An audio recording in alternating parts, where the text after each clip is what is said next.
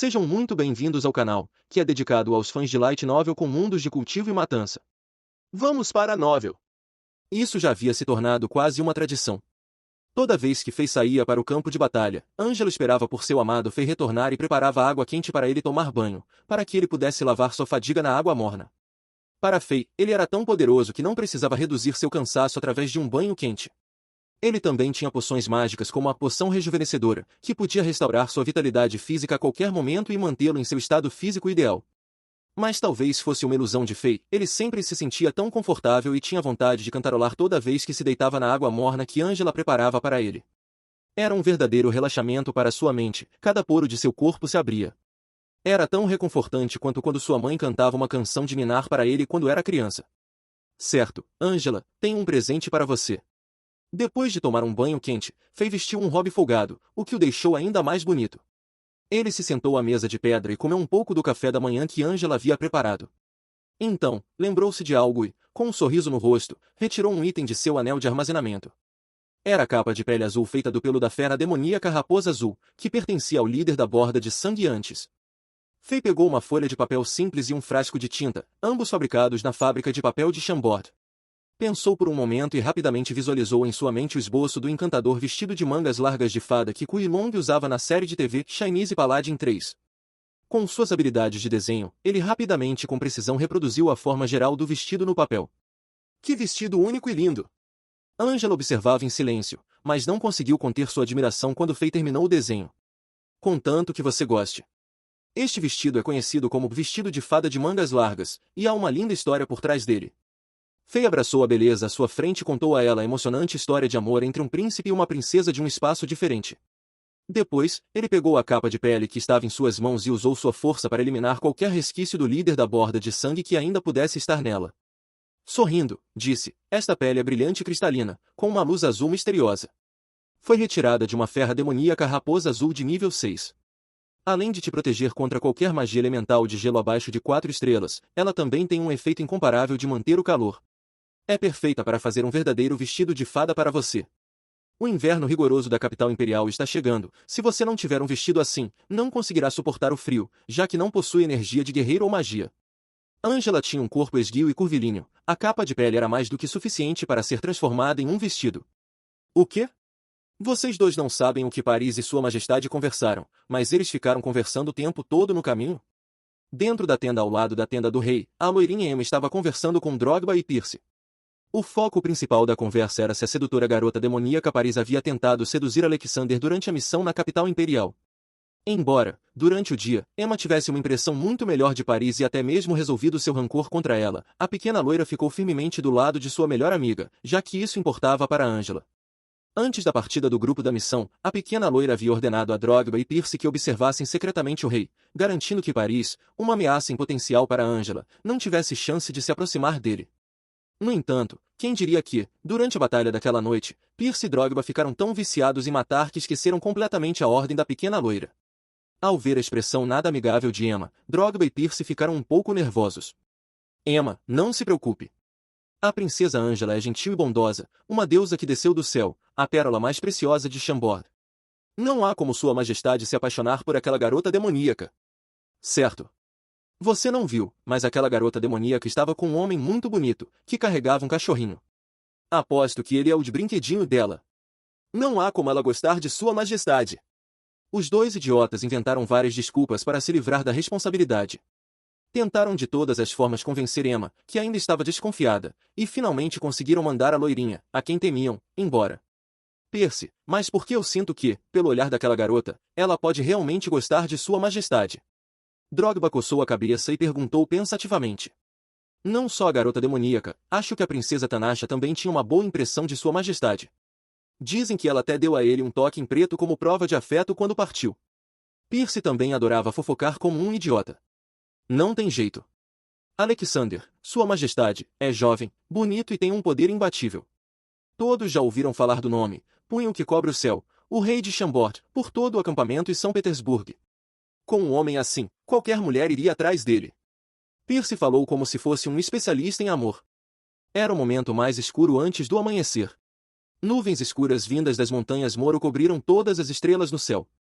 A bela mercenária Helena, equipada com poderosos artefatos mágicos, sentou-se silenciosamente à beira do rio, abraçando os joelhos. Seu arco, que nunca deixava sua mão, estava cuidadosamente colocado ao lado de suas pernas, e seu queixo suave e pálido repousava sobre os joelhos. O vento da noite balançava seus longos cabelos vermelhos como fogo, e seus olhos, antes cheios de espírito assassino e determinação durante a batalha, agora estavam calmos. Ela olhava para a água corrente em silêncio. Era uma valquíria descansando entre batalhas, pensando na pessoa em seu coração. Com seu poder de quase 6 estrelas, ela não sentiria frio mesmo que o clima estivesse 1000 vezes mais gelado. Uma energia mágica pulsava em um raio de 1 metro ao seu redor, e a luz azulada desaparecia e reaparecia, criando um efeito belo e sonhador sob o céu escuro. Mesmo tendo acabado de voltar de uma batalha, ela não estava cansada. Mas se apenas aquele homem pudesse estar ao seu lado, oferecendo um ombro forte para ela se apoiar. Como seria bom! Mas não importa o que acontecesse, Helena sabia que só ergueria seu arco e lutaria por uma pessoa em sua vida. Esta foi uma noite em claro. O sacerdote Balesi deu todos os tesouros para Alexander. Capital imperial, mansão da princesa Tanasha. A princesa Tanasha vestia apenas um vestido translúcido que destacava sua figura esguia, porém curvilínea. Tudo nela transmitia uma aura de elegância e inteligência. Seus pés, pálidos como jade, repousavam parcialmente sobre sua cama macia e perfumada. Após ouvir o relato da bela garota de vestido roxo, Ziene, suas sobrancelhas finas se franziram, e ela perguntou em voz baixa, como se não conseguisse entender algo. Isso mesmo, Vossa Alteza. O sacerdote Balesi agiu como representante do filho predileto de Deus Kaká da Santa Igreja antes de partir e convidou Alexander para outra reunião. Ziene narrou cuidadosamente o que aconteceu no salão subterrâneo da sede da Borda de Sangue. A Santa Igreja sempre se valorizou muito. Eles nunca prestam atenção nos outros, e esse filho predileto de Deus Kaká é uma figura importante da sede da igreja, como dizem. Durante sua visita ao continente, ele manteve um perfil baixo e misterioso. Quando veio a São Petersburgo, recusou todos os visitantes, até mesmo o pai não conseguiu vê-lo. Mas Kaká convidou Alexander. Por quê? Mesmo que o poder e o potencial de Alexander sejam impressionantes, ele não está no nível do filho predileto de Deus, que provavelmente será o futuro sucessor da Santa Igreja. Talvez haja algo mais que não sabemos? A princesa Tanasha falava consigo mesma. Suas sobrancelhas se franziram ainda mais, e ela inclinou a cabeça, tendo dificuldade em organizar seus pensamentos. Ela parecia tão frágil que qualquer um desejaria protegê-la. Alexander humilhou o quarto príncipe, mas Domingues não tentou impedir. Ele até permitiu que Alexander o chamasse de Toca. Bem, acho que esse príncipe louco também tem uma boa impressão do rei de Chambord. Tenho que admitir, ele se saiu muito melhor que o irmão Arshavin esta noite. Mas não entendo. Meu irmão mais velho sempre foi ávido por recrutar heróis e homens de talento. Por que ele guarda tanto rancor de Alexander? No final, a princesa ficou ainda mais confusa. Mas ela rapidamente tomou uma decisão. Envie alguém amanhã para entregar todos os tesouros que obtivemos da sede da Borda de Sangue ao acampamento de Chambord. Diga que eu, Tanasha, quero presentear minhas queridas amigas Angela e a pequena Emma. Sim, Vossa Alteza, Ziene acenou com a cabeça. Vendo isso, a princesa de repente riu, e todo o salão pareceu iluminar-se. Seus olhos azul escuros brilharam de forma encantadora quando perguntou. Ziene, se me lembro bem, você foi uma das primeiras a conhecer o rei de Chambord, e acho que sugeriu que eu o matasse. O que você acha agora? Qual sua opinião sobre ele? Eu não seria capaz de matá-lo agora. Ziene baixou a cabeça. Se você pudesse matá-lo, você o faria. Eu. O rei de Chambord não deveria ser morto. Tem alguém que Ziene acha que não deveria morrer. A princesa riu. No dia seguinte, quando o amanhecer mal havia chegado, um tumulto repentino tomou conta do acampamento.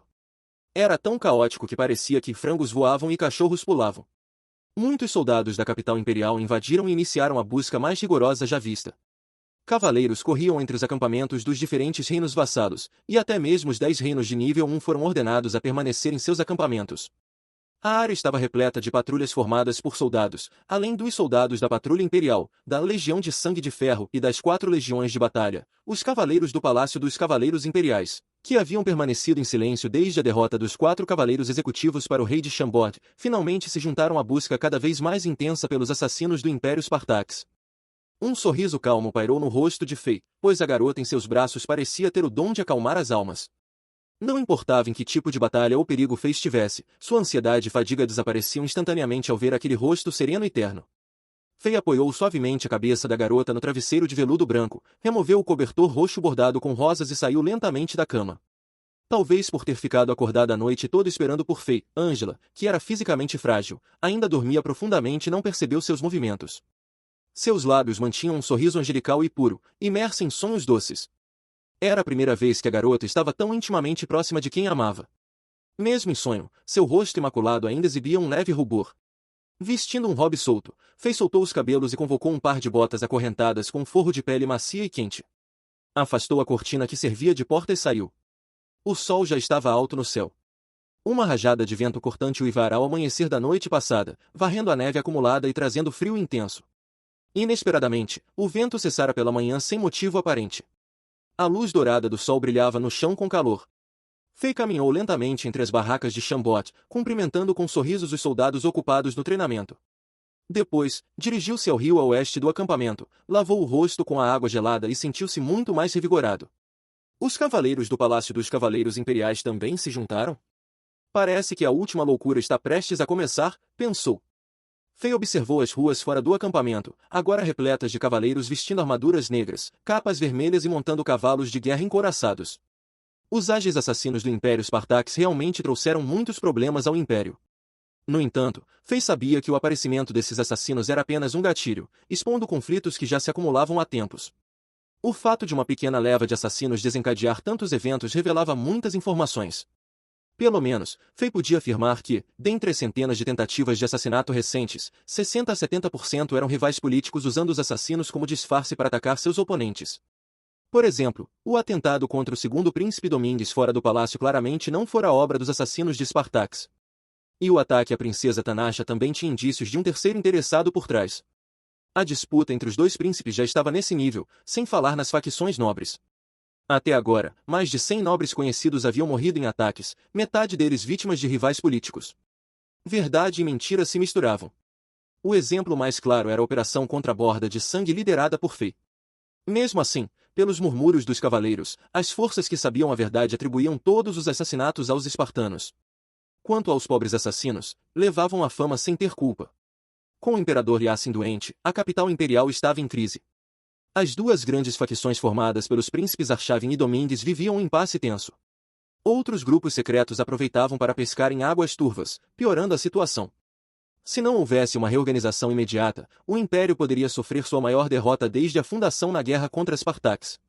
A escuridão do Império já chegará, e ninguém sabia se o amanhecer ainda viria. Mas isso não impedia os nobres de lutar por poder. Fei ficou à beira do rio, olhando para as montanhas Moro ao longe, refletindo sobre suas ações nesse período. Agora, o destino de Chambord estava em seus ombros. Cada decisão sua determinaria o futuro das 23.142 pessoas de Chambord. Neste continente místico governado pela lei da selva, Chambord era como um filhote de alce aprendendo a andar, e o Império Zenith, apenas um rebanho de alces com alguma relevância. Mesmo com um dedo dourado desconhecido por muitos às suas costas, Fei precisava correr contra o tempo para ensinar o pequeno Chambord a sobreviver nesse mundo caótico antes que se tornasse alvo de cães ferozes ou leões cruéis. Abram os portões do acampamento para a inspeção. Um grito alto ecoou na entrada, interrompendo os pensamentos de Fei. O rei franziu a testa ao ver os cavaleiros do Palácio dos Cavaleiros Imperiais parados no portão. O líder gritava com um tom arrogante e irritado. Vendo os cavaleiros dos Zódiacos de Chambord olhando para ele, Fei acenou com a mão, sinalizando para permitirem a entrada. A ordem de revistar todos os reinos vassalos vinha da capital imperial, e ninguém podia desobedecer. Fei não queria que Chambord fosse o primeiro a desafiar a autoridade. Neste momento, muitos olhos vigiavam, esperando um deslize dos chambordianos. Não seria inteligente brigar com esses cavaleiros por isso. Os portões se abriram, e mais de 40 cavaleiros entraram como uma enxurrada. O tropel de cascos ecoou por todo o acampamento. Os chicotes dos cavaleiros não paravam de estalar, derrubando barracas e expulsando os ocupantes à força. Atenção, todos os chambordianos! Em 10 respirações, reúnam-se no centro do acampamento. Onde está Alexander, o rei de Chambord? Apresentem a contagem de adultos e identifiquem todos imediatamente. O líder dos cavaleiros parecia um centurião alto e musculoso, como um gorila gigante. Sua armadura negra quase não conseguia conter seus músculos poderosos. Ele levantou o visor do elmo, revelando um rosto feroz, com olhos de leopardo faminto. Com a chegada de Lampard e o segundo grupo, a expedição de Chambord somava agora 128 pessoas. Sob o olhar vigilante dos cavaleiros, todos se reuniram no centro. Os cavaleiros do Palácio dos Cavaleiros Imperiais eram muito mais hostis do que a Patrulha Imperial e as 4 legiões. Talvez porque Fei tivesse derrotado 4 cavaleiros executivos no primeiro estágio de teste de espadas, esses cavaleiros nem disfarçavam sua animosidade. Fei caminhou até o centro do acampamento com uma expressão neutra. Tudo bem em revistar, mas não ultrapassem os limites. Caso contrário, pensou. Foi então que... Afastem-se! Esta é a tenda de Sua Majestade. A princesa está se vestindo e sairá em breve. Drogba, que guardava a tenda real, rugiu de raiva, impedindo 2 cavaleiros de invadirem. Ângela ainda dormia, exausta pela noite anterior. Saia do caminho. Que princesa? Movam-se agora. Estamos procurando assassinos. Um dos cavaleiros brandiu o chicote. Drogba agarrou a ponta do chicote com uma mão e, com um movimento de pulso, arremessou o cavaleiro como um papagaio de papel sem linha. A diferença de força era gritante. Como ousa? O líder dos cavaleiros, o gorila negro, viu a cena. Seus olhos brilharam de satisfação antes de rugir. Como ousa atacar um cavaleiro do Palácio dos Cavaleiros Imperiais e obstruir a busca por assassinos de Spartax? Prendam este escravo insolente! Vários cavaleiros sacaram suas espadas afiadas e avançaram. Drogba não recuou. Energia guerreira de 4 estrelas cintilou em seu corpo enquanto erguia seu machado de 2 metros, largo como uma porta. Com um sorriso frio, ele encarou os cavaleiros que se aproximavam. Esse homem não tinha medo algum. Quando Fei soube que Lampard e seus homens foram barrados pelos soldados imperiais ao chegarem, Sua Majestade ficara furioso e perguntara por que não haviam quebrado as pernas daqueles idiotas. Isso dera a Drogba confiança total. Enquanto seu rei não dissesse nada, se esses cavaleiros ousassem lutar, ele lhes daria uma lição. O machado do papai está faminto há muito tempo. O homem balançou as pernas, animado. Vendo Drogba cheio de beligerância e insolência, os cavaleiros hesitaram. Antes, qualquer um que enfrentasse esses cavaleiros tremeria de medo, ajoelhando-se para implorar. Mas quem diria que encontrariam um louco sem medo da morte como este? A energia de 4 estrelas e o machado afiado não deixavam dúvidas, ele estava falando sério. Como cavaleiros do Palácio dos Cavaleiros Imperiais, eles sabiam da rixa entre os 4 cavaleiros executivos e o rei de Chambord. Em pouco tempo, 5 dos 10 cavaleiros executivos haviam sido espancados por ele. 5 cavaleiros executivos, não 5 couves. Era inacreditável. Já sabiam que o rei de Chambord era insano, mas não esperavam que seus subordinados também fossem desmiolados sem medo de morrer. E agora? Os cavaleiros olharam para seu líder. O gorila negro estava furioso, seus olhos de leopardo cintilando de fúria. A mão que segurava a lança tremia, prestes a atacar. Mas então lembrou-se dos apelidos do rei de Chambord, lobo enlouquecido e punho que cobre o céu. Seu lado não parecia estar com a razão, e metade de sua raiva se dissipou. Desde a fundação do Palácio dos Cavaleiros Imperiais, os cavaleiros executivos e seus subordinados só seguiam ordens diretas do imperador. Eles tinham o poder de monitorar cada palavra e ação das famílias nobres em São Petersburgo, além de viajarem por todos os reinos vassalos como representantes do imperador Yassin. O temido cárcere negro do palácio também tinha o direito de prender e interrogar nobres, muitos haviam morrido ali. Por isso, até mesmo um cavaleiro de baixo escalão podia se postar com arrogância diante de um nobre de alto status. Mas com esse poder quase ilimitado, os membros do Palácio dos Cavaleiros Imperiais gradualmente se tornaram arrogantes e imprudentes. Eles agiam como bem entendiam, e nunca haviam encontrado alguém como Fei, que ousava desafiar sua autoridade. Antes, teriam ensinado uma lição dolorosa a um rei insolente como ele, tinham 1000 maneiras de fazer alguém se arrepender de ter nascido. No entanto, o rei de Chambord era um caso à parte. Embora Chambord fosse um reino fraco, o poder individual de Fei era incomparável. Ele enfrentará 3 cavaleiros executivos no palco de teste de espadas, e sua audácia era lendária. Além disso, ele inexplicavelmente ganhará o apoio tanto do príncipe herdeiro quanto do segundo príncipe, além de figuras influentes da Santa Igreja. Para piorar, o primeiro cavaleiro executivo Akinfeev, que controlava o Palácio dos Cavaleiros Imperiais, não tinha uma posição clara em relação a Fei. Pela primeira vez, os arrogantes cavaleiros se sentiram impotentes, não podiam vencer Fei nem pela força nem pela influência. O líder de olhos de leopardo estava prestes a ordenar o ataque, mas hesitou ao lembrar do apelido de Fei, punho que cobre o céu. Olhando para Drogba, que guardava a tenda central como um guarda-colosso, e para Fei, que observava tudo com calma, ele disse com voz rouca. Rei de Chambord, a ordem de busca vem do imperador. Você está cometendo traição ao obstruir nossa operação? Fei apenas sorriu com desdém, nem sequer olhando para o líder. Uma figura como essa não merecia sua atenção. Você. O líder dos cavaleiros ficou furioso. O ambiente ficou instantaneamente tenso e pesado. Claro, essa tensão só era sentida pelos observadores de outros reinos vassalos, que assistiam de longe. Recentemente, quase todos os reinos vassalos eram revistados várias vezes ao dia. Como um dos 250 reinos vassalos de Zenith, Chambord não podia escapar, mesmo com um rei famoso e dominador. Mas as equipes anteriores haviam sido respeitosas, nenhuma ousara agir como esses cavaleiros. Dentro da área do acampamento, todos sabiam do conflito entre o Palácio dos Cavaleiros Imperiais e o rei de Chambord. Por isso, muitos observadores astutos perceberam que esses cavaleiros tinham um alvo claro, Chambord. Embora fossem rigorosos em outros acampamentos, seu comportamento agora era claramente malicioso. Mais de uma dúzia de reinos vassalos observavam em silêncio, esperando para ver o desfecho. No acampamento de Chambord, os cavaleiros estavam em uma situação difícil. Sem ordens claras de seu líder, não podiam recuar, mas também não ousavam avançar sob o olhar dominador de Fei. Após cerca de 5 minutos, Emma e Angela saíram lentamente da tenda central. Isso já foi rápido. Angela, frágil por natureza, havia ficado acordada a noite toda esperando por Fei e só adormecera ao amanhecer em seus braços. O profundo sono e as matrizes mágicos na tenda a isolavam de barulhos externos. Ela só acordou quando os cavaleiros chicotearam a tenda e se vestiu com a ajuda de Emma. Ela não queria causar problemas a Fei por questões pequenas. Quando Angela apareceu, os cavaleiros do Palácio dos Cavaleiros Imperiais sentiram como se o mundo tivesse clareado. Como se vissem uma deusa, rapidamente guardaram suas espadas e abaixaram as cabeças, envergonhados por seu comportamento rude. Até o líder de Olhos de Leopardo ficou surpreso. Sua posição no Palácio dos Cavaleiros Imperiais não era baixa, e ele já vira muitas damas da nobreza. Mas nenhuma das famosas belezas da capital se comparava a essa garota. O rumor sobre a rainha deusa de Alexander não fazia justiça à realidade. Angela ficou ao lado de Fei, e juntos pareciam a personificação da harmonia.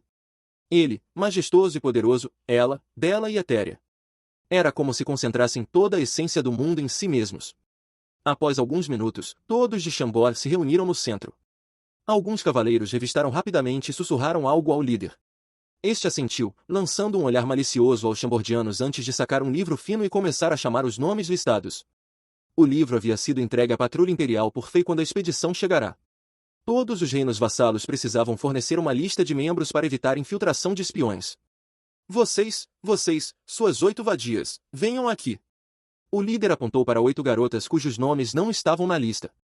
As 8 belas garotas, assustadas, hesitaram. As que se moveram lentamente foram chicoteadas. Uma garota mais jovem, que estava atrás, levou um golpe tão forte que marcas sangrentas apareceram em suas costas. Ela gritou de dor, quase desmaiando. Uma expressão de satisfação surgiu no rosto do líder. Fei franziu a testa. Essas 8 garotas não eram originalmente de Chambord. 6 delas, vestidas de branco, eram presentes que o grupo mercenário Borda de Sangue dera a Fei em nome da família Felon. Pobres garotas em seus anos mais belos, sequestradas e tratadas como objetos. Por pena, Fei pedirá que Angela cuidasse delas. Investigou-se que suas famílias haviam sido mortas pela Borda de Sangue ou fugido. Sem para onde ir, Angela as acolhera. Como os soldados de Chambord eram brutamontes, elas serviam como damas de companhia. As outras 2, ainda mais belas e vestidas de vermelho, eram escravas que Lampard resgatara ao matar o tigre terreno e da Borda de Sangue. Elas se comportavam como nobres, mas não falavam a língua de Zenith. Seus guarda-costas só confiavam em Lampard, e suas origens eram desconhecidas. Fei permitirá que ficassem. Por que seus nomes não estão no registro? Declarem suas identidades. O líder brandiu o livro, olhando para as garotas como um predador. O som metálico das armas batendo nas armaduras criava uma atmosfera opressiva. Esses cavaleiros eram soldados de elite, acostumados ao sangue. As garotas, aterrorizadas, mal conseguiam falar. Rostos pálidos, fala gaguejante. Claramente são espiãs de Spartax. Prendam-nas e levem ao cárcere negro. O líder não lhes deu chance de se explicar. Os cavaleiros trouxeram ferros de captura com pontas afiadas, um instrumento cruel que perfurava ossos importantes. Até homens resistentes morriam com isso, quanto mais garotas frágeis. Fim dos capítulos do 270 ao 272. É isso, pessoal. Se gostou daquele like, deixe seu comentário e compartilhe. Vamos ficando por aqui. Até a próxima, e tchau!